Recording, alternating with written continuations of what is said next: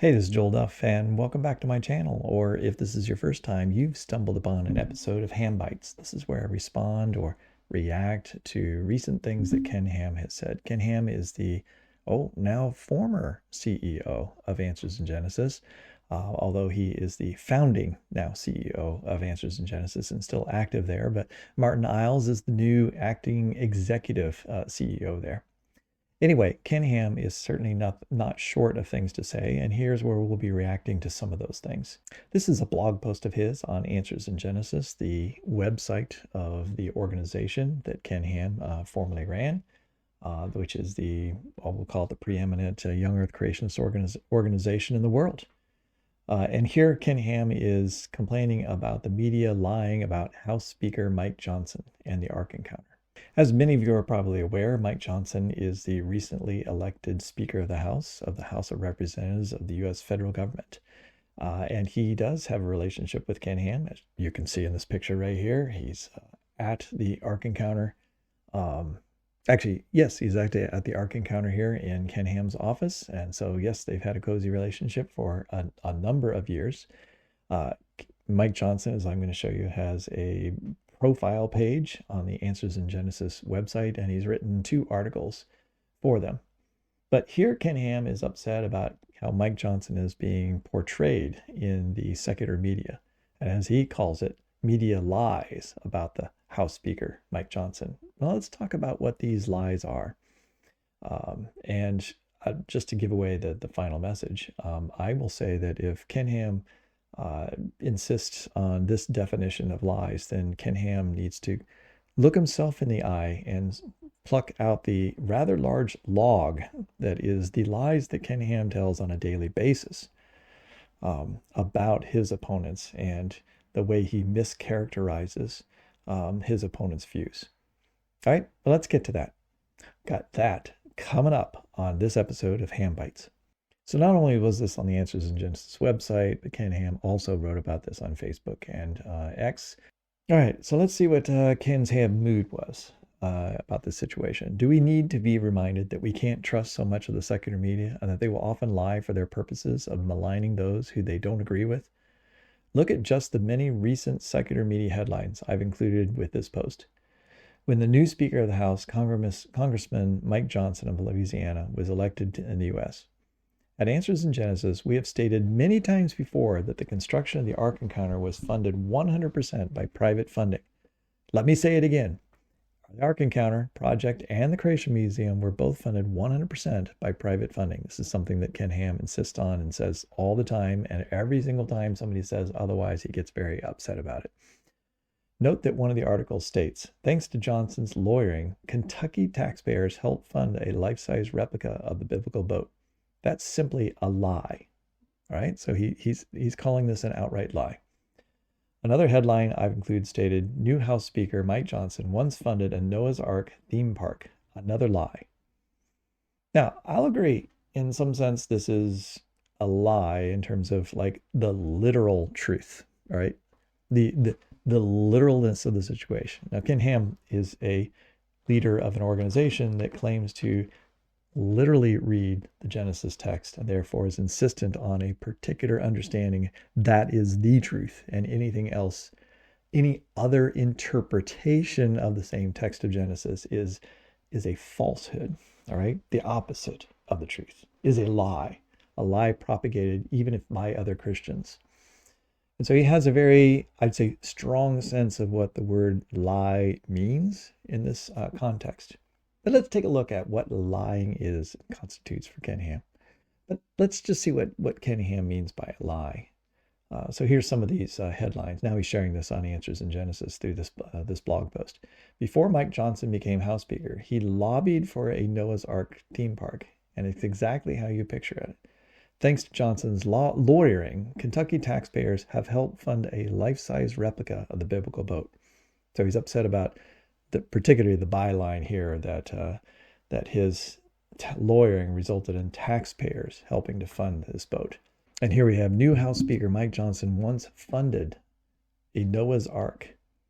He won taxpayer funds for the Ark accused of bias. Here's the blog page. Here's a continuation of the blog page, which says the same thing that I read from his post on Facebook. But then we get a little bit more on the blog on his blog. Here's a quote provided by Answers in Genesis about the role that Mike Johnson played in the development of the Ark Encounter. Right, and this is what they want the public to see and respond to. Constitutional law attorney Mike Johnson successfully represented Answers in Genesis and its subsidiaries. Constitutional law attorney Mike Johnson successfully represented Answers in Genesis and its subsidiaries in connection with the Ark Encounter project in 2015. You notice the Answers in Genesis and its subsidiaries. Right. There are several other organizations that aren't necessarily nonprofit organizations that were also involved in the creation of the Ark Encounter in particular. And that has to do with the procuring of the land and several other things. So there are other bodies that Answers in Genesis is related to. Now, like the whole thing of having a partial ownership of a corporate jet and possibly being involved in owning a portion of the hotel that's right next to it and all that. All those are not part of the Answers in Genesis nonprofit organization. So Answers in Genesis is a very complicated thing to understand. I think I certainly don't, and I think most people don't have a handle on all the different inner workings of the exchange of money and how this whole operation is organized. But you can see here he is being careful to note that there is more than just Answers in Genesis involved, right? There's a bunch of subsidiaries. So there was a Ark Encounter project in 2015 in litigation against the Commonwealth of Kentucky's Tourism Cabinet for discrimination against the ministry's participation in the Kentucky Tourism Development Program. So this is what specifically Mike Johnson was brought in to do. Notwithstanding that the ministry qualified as a tourism project under state law, the state nevertheless denied the ministry's application because of its religious beliefs, its evangelical message, and its desire to hire those who agree with its religious views. Right? He has in order to work for Answers in Genesis, you have to sign off on a whole statement of faith, and therefore that limits who can work there to a very, very thin slice of the population. And some people in the state of Kentucky were saying that taxpayer dollars shouldn't be used to help a project that is then going to have such an exclusive policy about their hiring. The U.S. District Court ruled that the Commonwealth had forced Answers in Genesis to choose between expressing its religious views on its own property at the theme park and receiving a sales tax rebate under the tourism program that the attraction opened. The court held that such an action was in violation of the First Amendment rights of religious expression, as well as the violation of the Establishment and Free Exercise Clauses of the U.S. Constitution.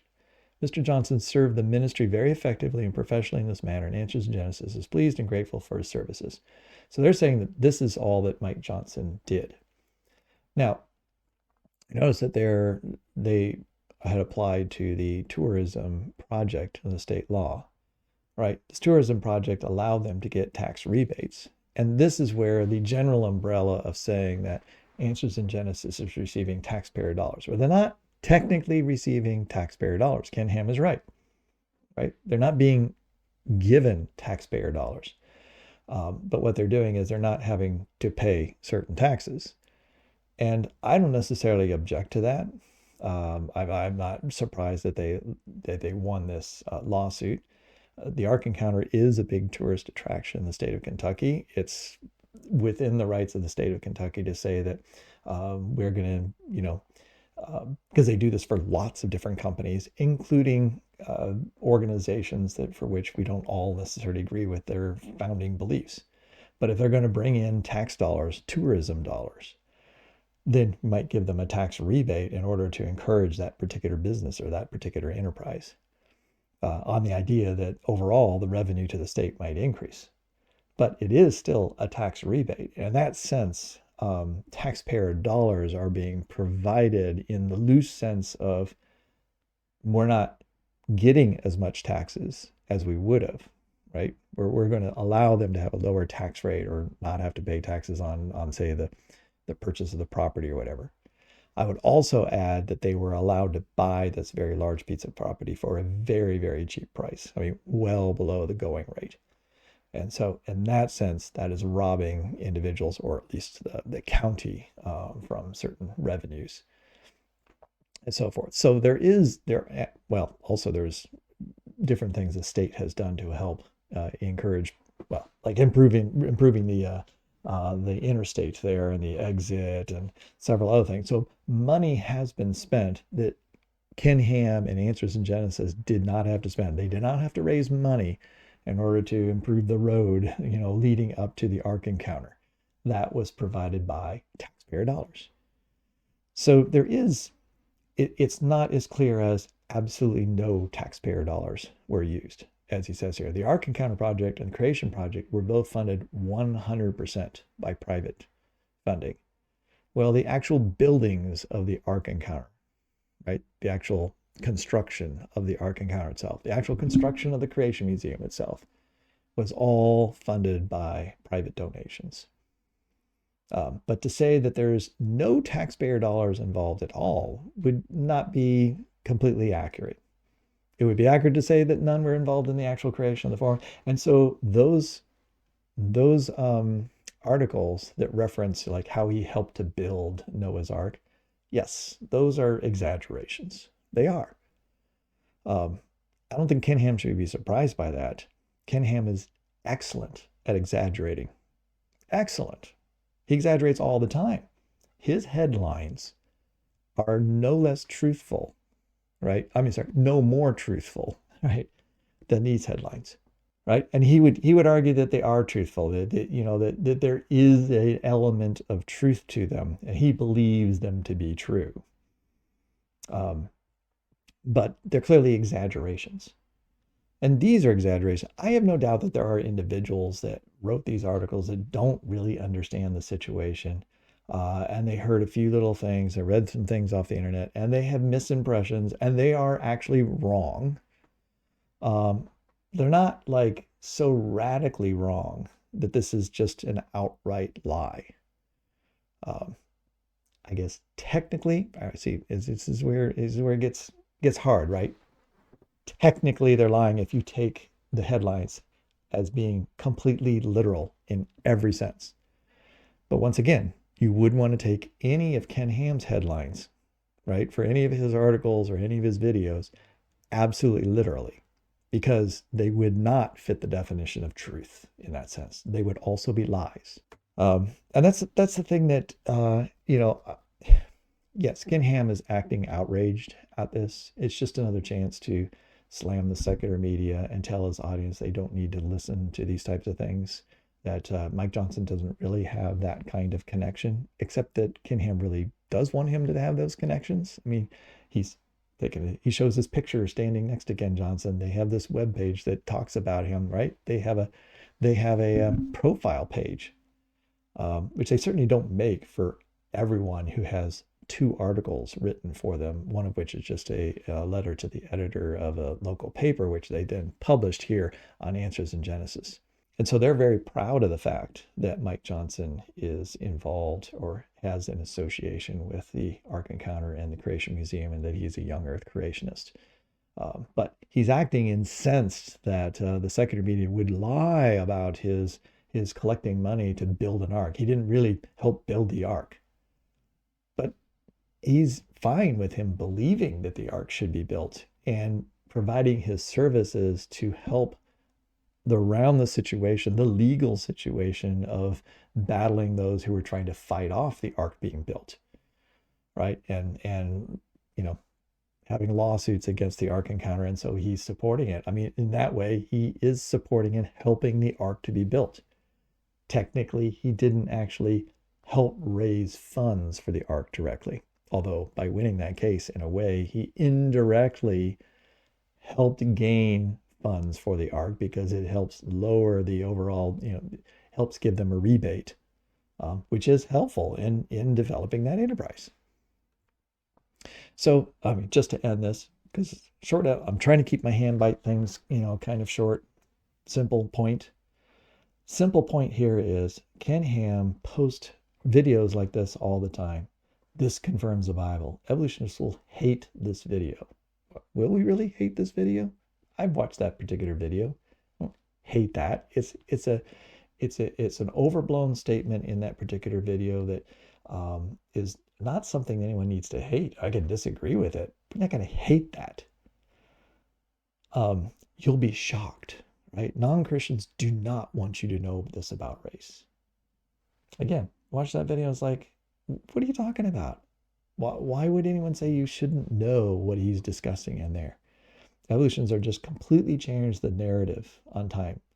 Did they make some changes based on a new piece of evidence from the fossil record? Yes. Completely changed?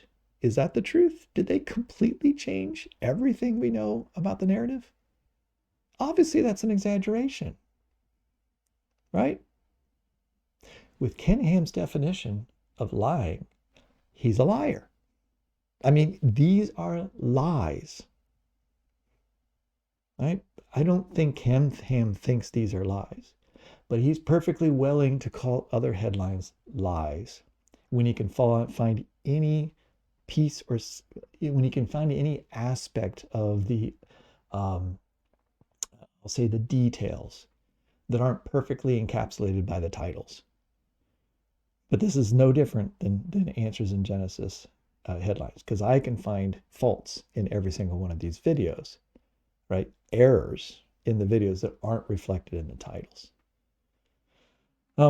Okay, that's it. That's it for Ham Bytes. Ken Johnson is a friend of the Ark Encounter. He's a friend of Ken Ham's, and that is what it is. And there's going to be a lot more to say about that at another time, but I just simply wanted to make that point about this particular article, that it's wrong for Ken Ham to be incensed at how the secular media portrays them when they have not been the example. Ken Ham has not been an example to the secular public of how to do things biblically right, how not to lie, how to treat your enemy. And so if he would like the secular media to learn how to better respond and share the news in a more appropriate way, he needs to figure out how to share the news in an appropriate way from his perspective. That's it. I'm out of here. Thanks so much for listening. Thanks so much for hanging out on my channel. I really appreciate it. We'll talk to you later. Bye-bye.